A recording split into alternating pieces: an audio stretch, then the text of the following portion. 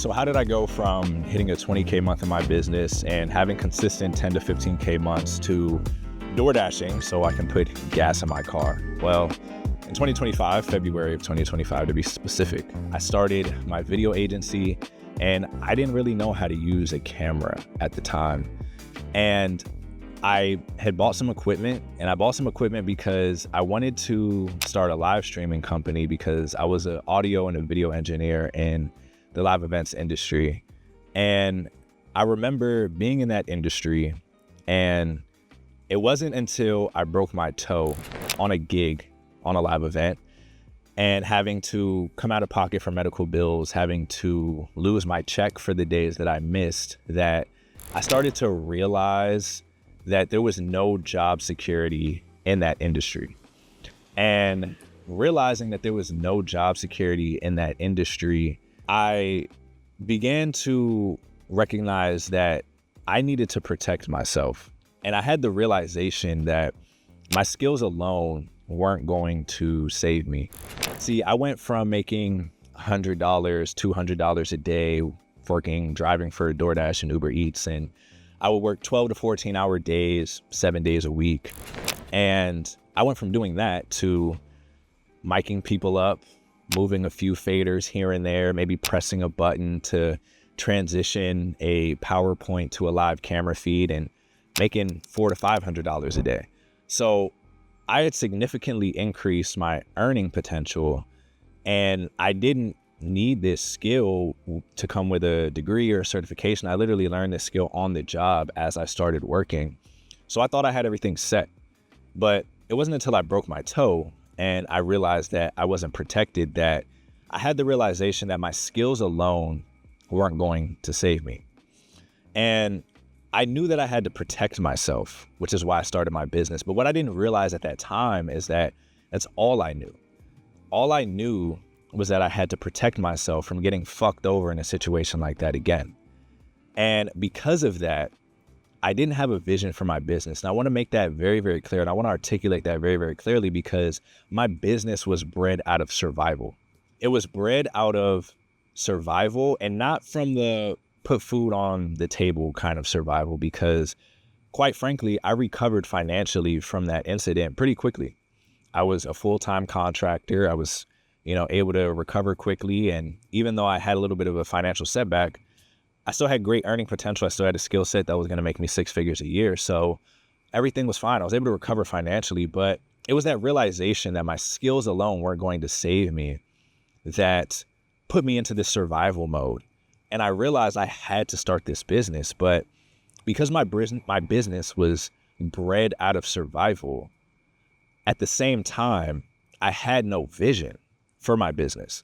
And on the surface level, I thought I had a vision, right?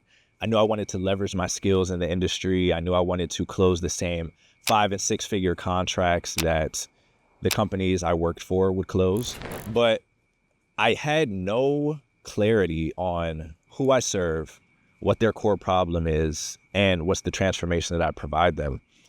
And because of that, my business just adapted to whatever was going to give me clients, get my foot in the door, give me more experience to learn how to run a business and, quite frankly, make me money. And because of that, I didn't recognize the slippery slope that I started on. Right? Because in my mind, I was thinking, I just need to do this to protect myself.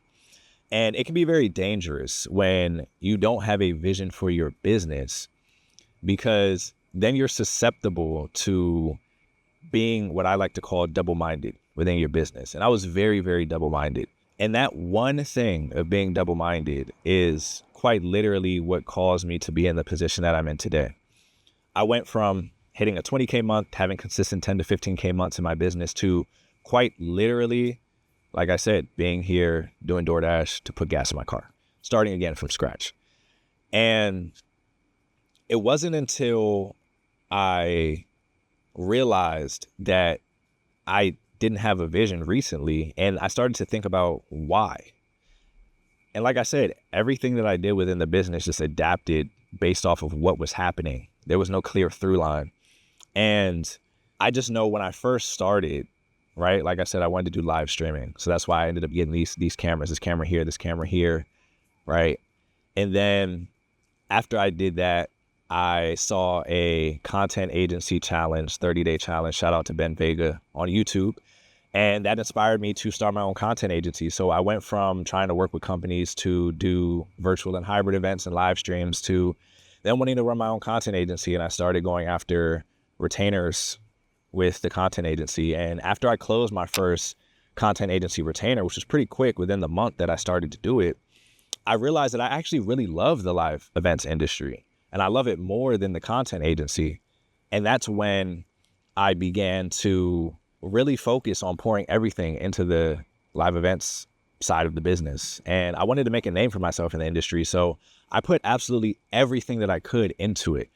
And I wanted to close the 6-figure contracts, right? The $250,000, the $50,000, the $100,000 3-day conferences, supplying AV equipment and audio and video technicians. And then I realized that I didn't have the cash flow to weather those storms because those sales cycles are super long. So it literally drove me to the point to where I had to focus on the content agency because I ran out of cash. I didn't have enough revenue coming in to sustain those long sales cycles and sustain that growing period starting up because it's a very capital intensive type of industry. So when that happened, I made a business decision to say, I'm going to go all in with the content agency and scale this thing. And when I did that, that was when I recognized that I didn't have any type of structure for how I was doing things. And I just remember focusing on that so much, but still not ever asking myself, who do I serve? What's their core problem? And what's the transformation I provide them? I knew it on the surface, but I didn't have it in my core, right? I was able to create very good offers. I was able to position myself very well, able to sell very well, but I never had a through line of my vision and my core vision for the business. So that double-mindedness and that lack of vision, I want to articulate this very, very clearly because it's extremely important that you have a vision when you start your business. And some people may say, you can have shiny object syndrome, right? Or may describe what I went through as shiny object syndrome. Like instead of just trying to bounce around here and there and here and there, to stick to one thing, write it out through the challenges, write it out through the ups, through the downs. And I agree with that to an extent. But I think that it wasn't shiny object syndrome. I like to call it double-mindedness because through that, the issue that happened was the fact that I had nothing to stand on within my business. I had no foundation, which was the vision. And if you don't have a foundation or a vision to stand on, what's going to happen is society, social media, your algorithm is going to decide and establish your vision for you. And now you're going to constantly be searching for clarity within your own vision while also juggling it with what society tells you should be building your business for or what type of business you should be building. And I think this is what gets a lot of people in the trap of just building the business for money, burning out and fucking hating what they built at the end of the day. And me having that double-mindedness was the thing that caused the breakdown of my business and has me starting from scratch today. And it's because that double-mindedness bled into every decision within my business, whether I was aware of it or not aware of it. Some of the things I was aware of, I was extremely aware of them. I just kept repeating the habit. Some of the things I was not aware of at all, but it bled into every decision. It bled into my decision-making, my offer creation, my offer positioning, my conviction, and being able to give my clients results. And it started to create holes in my operations. And because it created holes in my operations, slowly but surely, it started to damage client results. It started to fog up my own confidence in how we were moving, how I was leading my team. And slowly but surely, we started dwindling our retainer clients, dwindling. And, a lot of people talk about churn and burn and just go get more clients to replace the old ones. But what ended up happening for me was that led to our last retainer client wanting to hop off. And next thing you know, we're starting back at square one. And that was when, in this particular moment right here, currently, I had the realization again, the same realization that I had when I broke my toe. Although this time, it wasn't that I realized that my skills weren't going to save me. It wasn't that I realized that my skills alone weren't going to save me. Because quite frankly, I had invested so much into my skills. That whole process where I was bouncing from thing to thing to thing to thing, I had built and invested so much financially, time-wise, energy. I went into tens of thousands of dollars of debt, buying equipment, investing in coaching programs, buying business tools, all of these things that I'm still having to pay off this debt to this day.